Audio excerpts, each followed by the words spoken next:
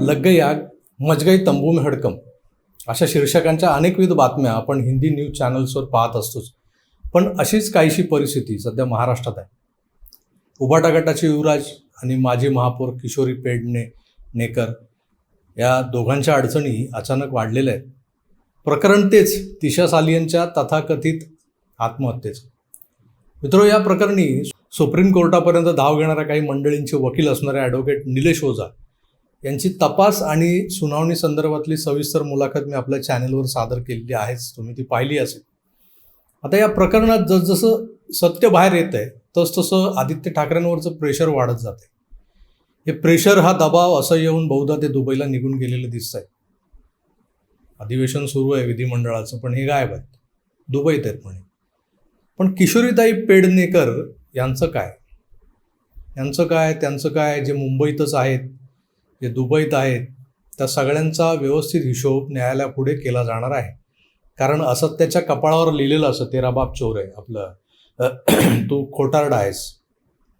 तर मित्रो, या सगळ्या खोट्या नाट्या गोष्टींना लपवण्यासाठी जे दोषी आहेत ते हातपाय मारून आपल्या बचावाचा प्रयत्न करतायत. त्या प्रयत्नांमध्ये त्यांचं पितळ जसं उघडं पडतंय त्यातलाच एक नमुना मी आज तुमच्यासमोर सादर करणार आहे.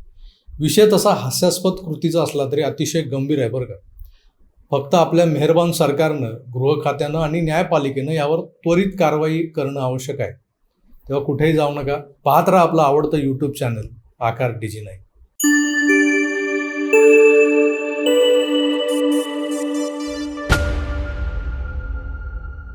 मित्रो नमस्कार.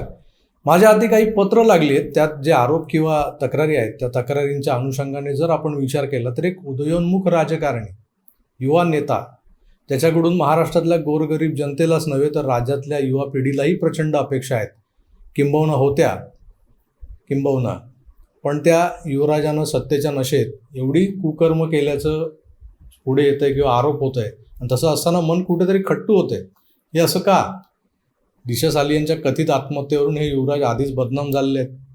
त्यांचा या प्रकरणात जर सहभागच नव्हता तर जेव्हा त्या रशीद खान पठाण यांनी याचिका दाखल केली तेव्हा याच युवराजांनी एक इंटरव्हेन्शन ॲप्लिकेशन दाखल केलं की सदर प्रकरणी आमची बाजू ऐकल्याशिवाय सुनवाई होऊ नये. का हो? असं कशाला करायचं न्यायालयानं? जर तुम्ही एका बाजूला निर्दोष असल्याचा दावा करता तेव्हा तुम्हाला अशा याचिकांचं भय कशाला? दुसऱ्या बाजूला तुमच्याच पक्षाचा एक आमदार ही याचिका मागं घेण्यासाठी 50 खोक्यांचा प्रस्ताव घेऊन या वकिलांना फोन करतो. आता हे सगळं एका रेषेत चाललेलं प्रकरण बघा कसं 90 डिग्रीत वळण घेतं, एकदम sharp turn. PIL number 17983 of 2023 हा नंबर आहे आदित्य ठाकरेंना आरोपी केलेल्या दिशा सालियन सुशांत सिंग राजपूत आत्महत्या प्रकरणी रशीद खान पठाण यांनी दाखल केलेल्या PILचा. या जनहित याचिकेत ठाकरेंकडून एक इंटरव्हेन्शन दाखल केले गेले. त्या इंटरव्हेन्शन ॲप्लिकेशनसोबत अनेक कागदपत्र जोडावी लागतात, एक व्हेरिफिकेशनही सादर करावं लागतं. त्यानुसार त्या कागदपत्रांना साक्षांकित किंवा नोटरी करून घ्यावं लागतं. फर्जीवाडा बघा कसा आहे. ठाकरे राहतात वांद्र्याला, आता त्यांच्या शेजारी त्यांच्या किचन कॅबिनेटचे मेंबर अनिल परब, जे स्वतः ॲडव्होकेट आहेत, ते परब राहतात मातोश्रीपासून अगदी हाकेच्या अंतरावर. मग ही सगळी झेरॉक्सवाली कामं, नोटरी बिटरी करण्याच्या कामाला ही बँड्राची पोरं तशी तल्लक बुद्धीची असतात.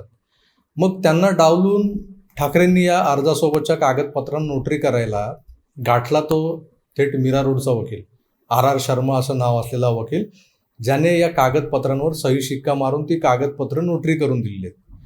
नोटरी करताना कागदपत्रांवर सह्या करणारा म्हणजे जो अर्जदार किंवा तक्रारदार असतो, ज्याला लिहून देणारा असं म्हटलं जातं, त्याला कायद्यानुसार नोटरी समक्ष त्या अर्जांवर सह्या कराव्या लागतात.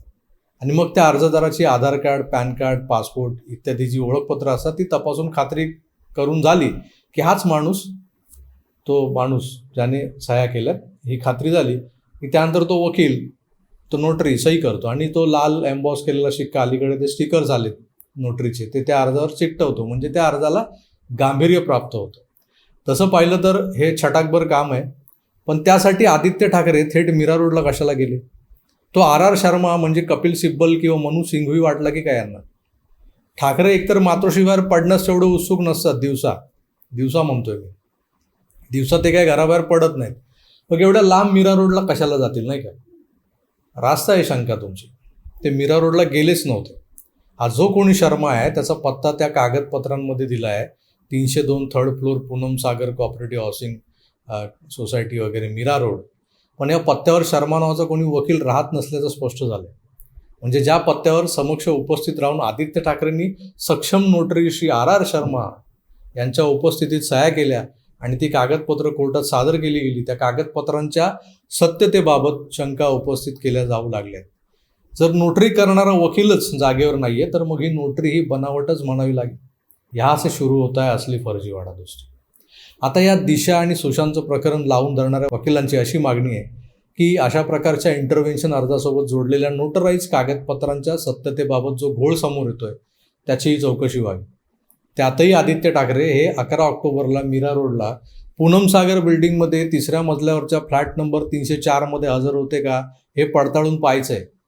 तर त्या दिवशीचं मोबाईल टॉवर लोकेशन ट्रेस करा. ठाकरेंचं नाही जमत तर त्यांच्यासोबत एस्कॉट असतं पोलिसांचं. त्या पोलीस अधिकाऱ्यांच्या मोबाईलचं लोकेशन, शिपायांच्या, गनर्सचं मोबाईलचं लोकेशन ट्रेस करा. सुरक्षेवरच्या अंमलदाराच्या सर्व्हिस डायरीत नोंद आहे का हे पहा. हे सगळं केलं की आपसुकच हा फर्जीवाडाही उघड होणार आहे. आदित्य ठाकरे खरंच 11 ऑक्टोबरला मीरा रोडच्या शर्मा नावाच्या वकिलाच्या घरी 3ऱ्या मजल्यावर त्याच्या समक्ष नोटरी करायला गेले होते का? जेव्हा या पत्त्यावर शर्मा नावाचा वकील राहतच नाहीये तेव्हा ही कागदपत्र पण फर्जीच म्हणायची की फर्जीवाडाचा. मग असली बनावट कागदपत्र, बनावट नोटरी करून जर कोर्टासमोर दाखल केली जात असतील तर हा सुद्धा एक गंभीर फसवणुकीचा गुन्हा मानला जातो. अशा गुन्ह्याचा रीतसर तपास व्हावा. त्यात दोषी असणाऱ्यांना IPC 420, 465, 466, 67, 471 आणि 120B+34 अशा कलमांखाली गुन्हा दाखल केला जावा अशी मागणी याचिकाकर्ते रशीद खान पठाण यांनी केलेली आहे. सोबतच्या पत्रात तुम्हाला ती मागणी दिसेल. 6 डिसेंबरला दुसऱ्या एका प्रसंगात दिशा सालियनचे पालक, आई वडील दोघेही मीडियासमोर येऊन सांगून गेलेत की जे पुरावे ज्या बड्या धेंडांच्या विरोधात सापडले आहेत त्या पुराव्यांवर काम करून पोलिसांनी, न्यायालयानं दोषींना सजा द्यावी. याच सालियन कुटुंबियांचं 2 तास बंद दाराआड ब्रेन वॉश करणाऱ्या किशोरी पेडणेकर यासुद्धा आता या प्रकरणी टॅम्परिंग द एव्हिडन्स आणि साक्षीदारांवर दबाव आणणं किंवा तक्रारदारांना लालूच दाखवणं किंवा धमकावणं अशा कलमांखाली हात घेतल्या जाऊ शकतात. तेव्हा वर्ष सरता 1-2 मोठे धमाके जरूर होणार आहेत. कारण लोकांना टोप्या लावणाऱ्यांचे थिल्लर कारनामे हे असे उघडवायला लागले. लोकांना, भोळ्या बाबड्या जनतेला, मराठी माणसांना, शिवसैनिकांना अस्मितेच्या नावाखाली गंडवणाऱ्या या स्वयंघोषित कैवारांचे दिवस आता भरलेत. फक्त त्यासाठी आवश्यक आहे ती सरकारची राजकीय इच्छाशक्ती, न्यायपालिकेचं निष्पक्ष न्यायदान आणि परमेश्वराचे आशीर्वाद. कारण जोवर तो वरचा ठरवत नाही ना तोवर दुर्जनांच्या निर्दलनासाठी त्याच्या हातातलं सुदर्शन चक्रही आपली जागा सोडत नाही. तेव्हा आपण वाट पाहूया नेमकं काय घडतंय पुढच्या 10-15 दिवसात. तुम्हाला काय वाटतं? जनतेला तर मूर्खच समजतात हे लोक, पण न्यायपालिकेलाही गंडवायला निघालेल्या या मस्तवाल नेत्यांना बनावट नोटरीचा खेळ भोवणार का? काय वाटतं मला कमेंट्स करून नक्की कळवा. तुर्तास इथेच थांबतो. पुन्हा भेटूच. तर आपली काळजी घ्या आणि पाहत राहा आकार DG9. धन्यवाद. नमस्कार.